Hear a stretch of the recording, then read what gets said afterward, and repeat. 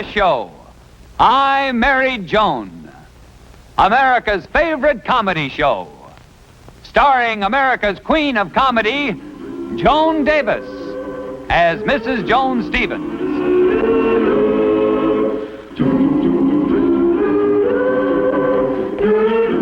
And featuring Jim Backus as Judge Bradley Stevens.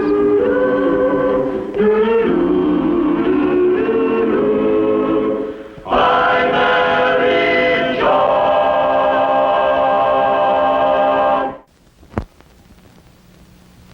Brad. Yes, dear? I'm sure glad that you agreed to dig up the garden for the new shrubbery instead of going to play golf. So am I, dear. I just have one more picture to hang and then I'll get your lunch.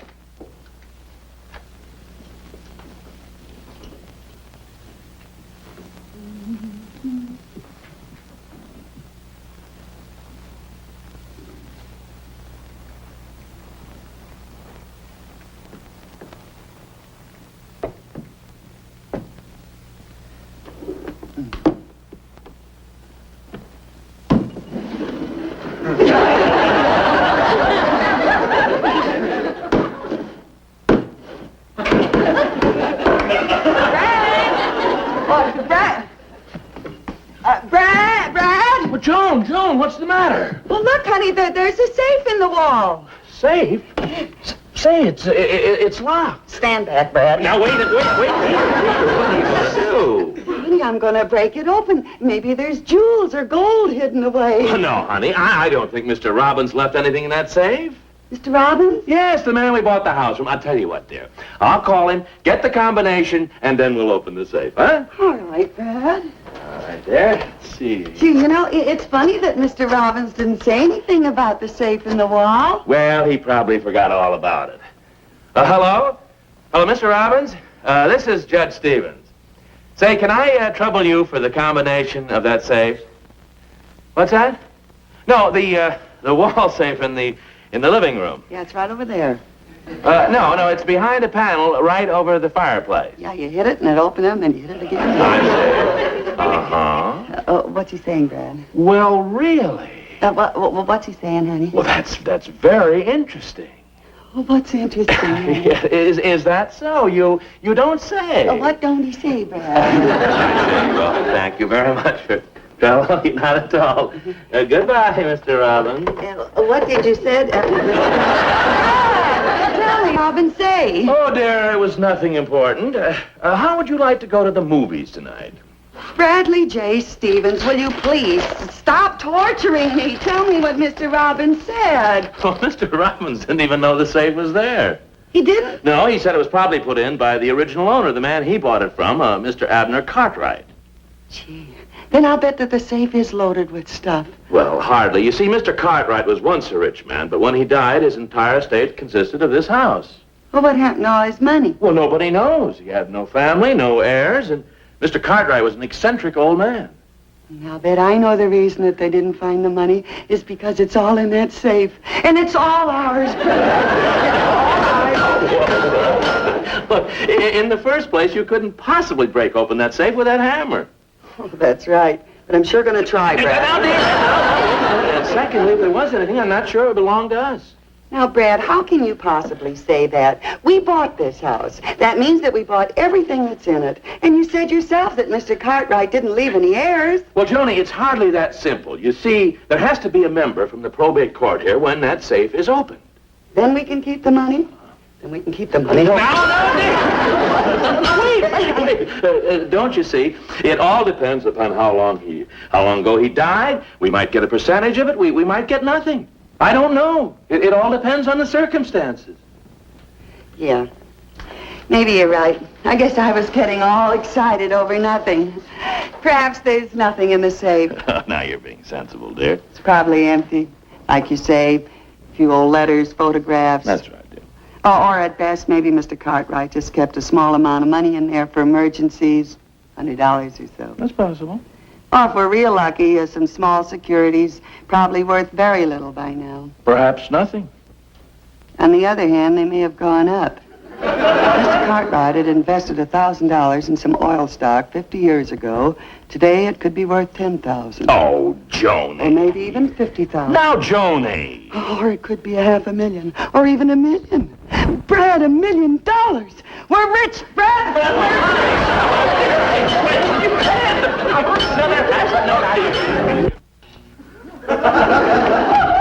I doesn't get here.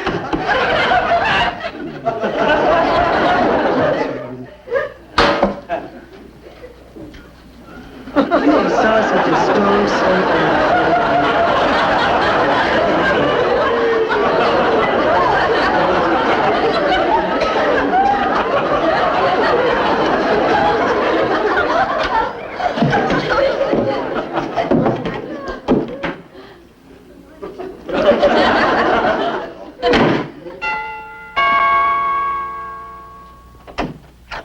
Oh, Mrs. Stevens. Oh, light fingers. Boy, am I glad to see you. I couldn't sleep a wink all last night waiting for you. This is sure going to be a funny experience for me, being invited someplace to crack a safe. Well, it's all perfectly legal. It's just that I can't wait a couple of more days to find out what's in that safe. I'm much too curious. Right over there. I hope it doesn't take too long, because my husband is going to be here in about an hour, and, well, I wouldn't want him to know about this, you know. I hope it don't take too long either. I left my car outside with the motor running from force of habit. No. Them wall safes are a cinch for a man with my experience. Good. Yeah. That's in the past, you understand. I understand you. This will only take but a couple of minutes, Mrs. Stevens. Hurry it up, huh? Mm-hmm.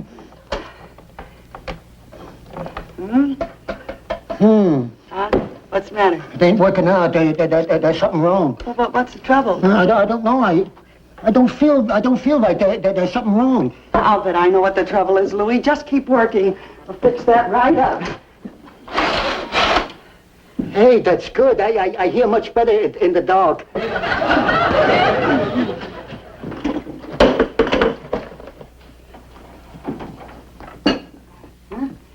Now. Oh, that's perfect, sister, perfect. I'll listen for the cops. There. I knew it was a cinch. Oh, so when you open the curtains, I can't wait to find out what's in there.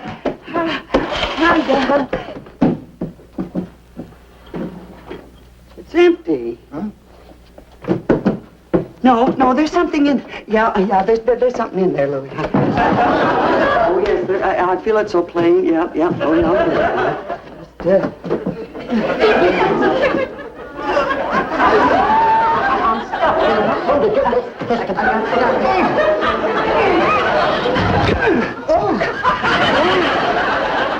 What did you find?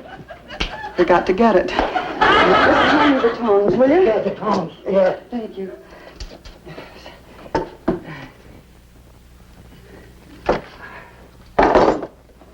There's nothing in there but this one piece of paper.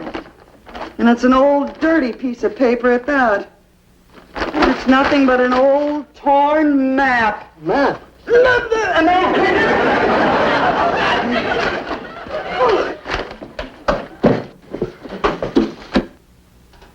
Why, it's a map of a piece of property, shaped like... Why, it's our backyard. Yeah? Yeah, and it's got some writing on it. It says, "In the garden you will see growing there a large oak tree. There upon its hanging limb your search for treasure must begin." What? It's a treasure map. I'm rich. How about that? Why, this paper is worth millions of dollars. Oh, Louis, I must reward you. Here's $20,000 for you.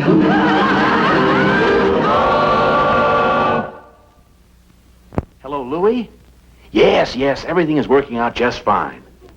Mrs. Stevens thinks the treasure map is genuine. Thanks again for calling me right away when she phoned you. If she ever knew that you opened the safe for Judge Cushing and me before you opened it for her. Well, thanks again, Louis. I can hardly wait till she starts following instructions on that treasure map. Some treasure map. Yesterday it was the back of a shopping bag she brought lamb chops home in. Oh, no, she hasn't said a word to me about it. Well, didn't I tell you, Mabel? Just as soon as I said the word golf, he grabbed his clubs and flew right out the front door.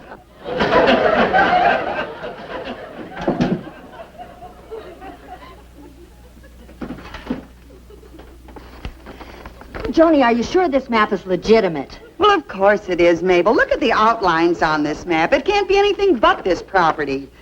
See, this is the back line here, slanting towards the front. And this line here, that's the street right there. This line here, that's where the building begins. No, this map was drawn by old Abner Cartwright, all right. The only thing that concerns me is what I'm going to do with all the treasure money that I find. Oh, boy, first I'm going to buy a new car and lots of furs, a yacht, trip around the world. I'll take you with me, Mabel. But suppose there isn't as much money as you think. Then you'll have to stay home, dear. I'm sorry. Go on, read the instructions. In the garden you will see growing there a large oak tree. There upon its hanging limb, your search for treasure must begin. Abner Cartwright may have drawn the map, but I'll bet the instructions were written by Henry Wadsworth Longfellow. Don't be silly, Mabel. Abner Cartwright was an old man, and this is the way he used to do things. That must be the tree over there. Which one is the oak? Well, it's got to be this one. The other one's got oranges on it. Yeah, there's the hanging limb. Yeah, but I don't see any treasure on it. Well, of course not. Listen, crawl 10 feet out on the branch you have found, and there let a pellet drop to the ground. Where's a pellet? Here's a stone. Give me a boost. Okay.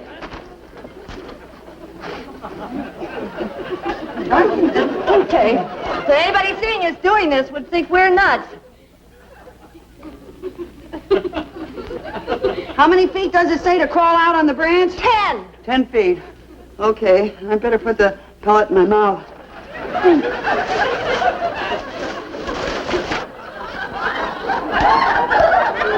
Up 1 foot. 2 feet. 3 feet. 4 feet. 5 feet. 6, 7, 8, 9, 10. This is 10 feet. I better drop the pellet to the ground. This must be the place. Right there. Not yet. Let's dig. Come on. From this spot, 3 paces north, dig, and you shall bring it forth. Bring it forth. That's the treasure. Let's go. 3 paces north. 1, 2, 3. This is it. How do you know that's north? Because it's colder over here than it is there. No, that's west. That's north. That's all right. North. 1, 2, 3. Right here, Mabel. Get my shovel. Because the sooner we find it, the sooner I can spend it. Let's go.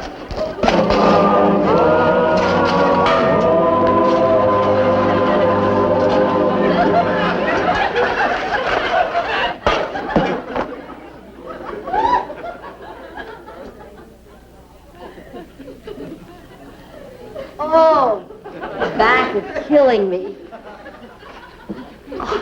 I don't understand it.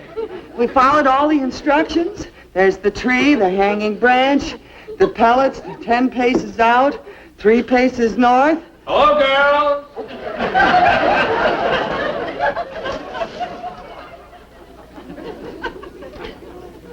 Joni. Joni. What's up, Doc? That's what I'd like to know. Get up. Well, Brad, you want the truth? Yes, I'd like to hear it. I bet you don't. I don't what? Want to hear it? I think you better tell him, Joan. Yeah, I guess so. Brad, I disobeyed you. I opened up the safe. You didn't. I did, and let's not argue about it, dear. You'll never hear the rest of it. Look, this is what I found. Oh, well, it looks like a map of some kind. It's a treasure map. I was hoping that we'd dig up the treasure before you got back from your golf game. From this spot, 3 paces north, dig, and you shall bring it forth. Joni, you actually believe this ridiculous gibberish? Well, of course I believe it. I mean, it's not ridiculous. We both know that Mr. Cartwright was kind of peculiar, you know. Poetry.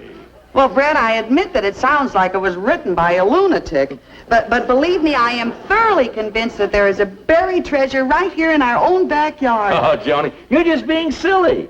Brad, you want to pitch in and help us dig for the treasure? No, thanks. When it comes to buried treasure, I'm what the kids would call a square. I don't dig it. Okay, Brad. If that's the way you feel, you're not going to share in the treasure. That's all right with me, Joni. Yeah. Oh, Mabel, I rubbed your back the last time. Will you rub mine now, dear? Sure.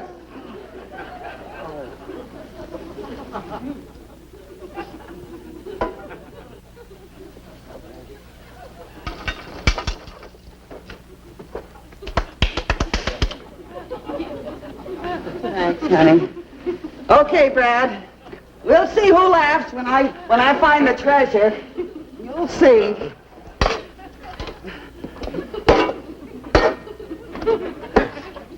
Brad!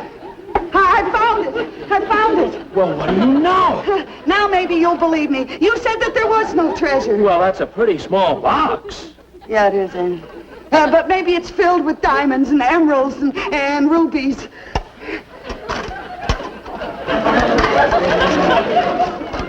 You're one step nearer to your goal, but you must dig another hole. You didn't find any diamonds, but you found a gem of poetry. Well, at least it proves that the map wasn't a fake.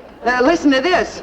Now you dig where two lines meet, one the line from house to street, the other the shadow thrown by the sun across the roof at 1:30. Well, that seems pretty simple, doesn't it? There's nothing to it. Help me out here, Brad. Oh, well, let's see, Brad. The line from the house to the street. There's the line from the house to the street, yeah. And let's see, there's the line from the shadow of the sun to the roof. There's where the two lines meet, Brad. And 1:30, is it? Brad, what time is it? In 3 minutes, it'll be 1:30. Never mind what time it'll be in 3 minutes. What time is it now? Okay, it's 1:30.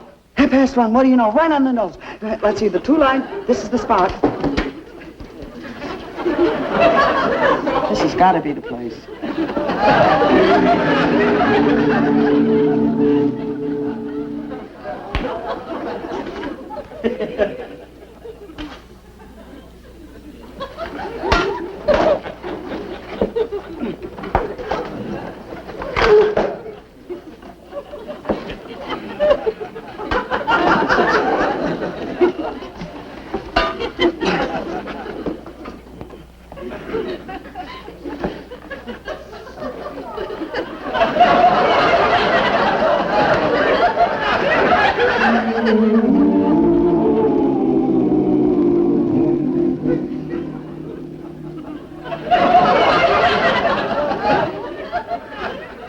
Just pad the blisters, Mabel.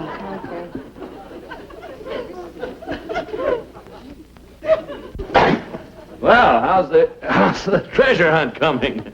Very well, thank you. Oh, Joan, stop kidding yourself. We've dug up half the county. Your Mr. Cartwright must have been crazy with his maps and poetry. I'm quitting. Mabel, you can't quit. Oh, can't I? Just watch me. But what about the new outfit that I promised you? Keep it. Just send me a check for $1 an hour for the digging. Oh, Mabel. Well, Joni, Mabel's being silly. You know, I have no confidence in this buried treasure, but I have heard of cases where people quit digging for the treasure, and the next person came along and dug 1 or 2 foot deeper and uncovered the treasure.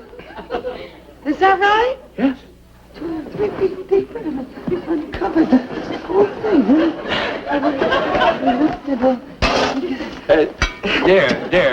Dear, this looks like a likely spot. Over there? Brad, I hit something.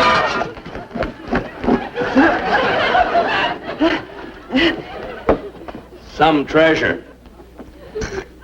There's a note inside, Brad. The prize is yours if you won't balk and dig 1 more hole by the flagstone walk. Joni, that sounds like the end of the trail. Yeah.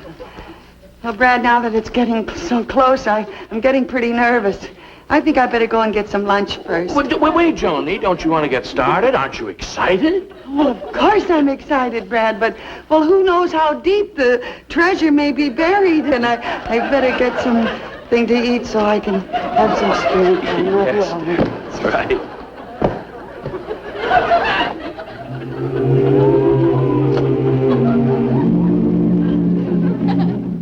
The Flagstone Walk, any luck, Joan? Yeah, I'm still alive. Oh, Brad, you were right, and so was Mabel. That Mr. Cartwright must have been crazy. Believe me, this whole thing has just been a wild goose chase. Then you're willing to give up, Joni? I certainly am. Well, I've dug up the whole garden, and I still haven't found any buried treasure. Well, it wasn't a wasted day, though. What do you mean? Well, dear, you always wanted the yard dug up for shrubbery, and here it is. We have a hole for the poinsettia, the fuchsia, the camellias over there. Then you... drew the maps. That's how you knew it was a phony? Willing to bet on it. And then you're the fellow who... Planted the clues. Bradley Stevens, poet laureate of the municipal court. And you just did this so I would dig up the holes in the garden for you? Why? Joni! No, wait a minute. Hold on, honey. No, this there was your fault. You deserved it. Remember, you promised you wouldn't open the safe now. Okay, Brad, I guess you're right. I shouldn't have done that, should I? Oh, Brad, look what I did. I've just ruined your coveralls, too. Oh, honey, that's all right. The cleaners can remove those spots. I don't think so, Brad. It's some kind of grease that I got in the bottom of these holes. The grease and then... Yeah. Joni. Joni, that's oil. Oil? No, what would oil be doing in the bottom of these holes? Joni, oil on our land. What started to be a joke, and we discovered oil. Joni, we're rich, do you hear? Oil on our land? Joni, you've got to keep it a secret. It's oil. It's really oil. Yeah? Here. Let me get started. I've got to cover up all these holes. No one must ever know that we have oil on our land. Then I'll buy up all the property. Honey, we'll be rich. Oil wells. Gotta start digging, covering the holes. Don't tell anyone.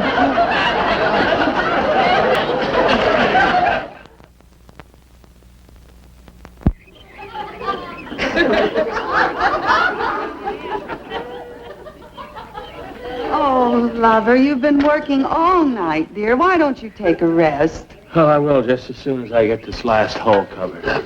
Oh, Brad, I'm just so proud of you. Yeah, now, Joan, remember, no one must know about oil on this land. Must be a complete secret. Well, then we better get rid of these oil cans. You didn't. Oh, yes, I did, Brad. Here, it's for you. I dug holes in the yard, like you said, but none is so big as the hole in your head. You thought you were smart, but your plan didn't gel. So remember the old saying, oil's well that ends well.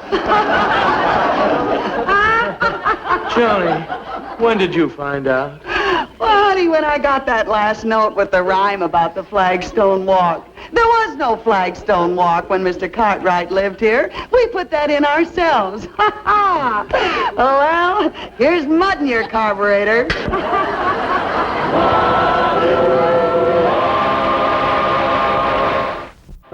I'm Married Joan. What a girl, what a world, what a life. Oh, I'm Married Joan. What a mind, love is blind, what a wife.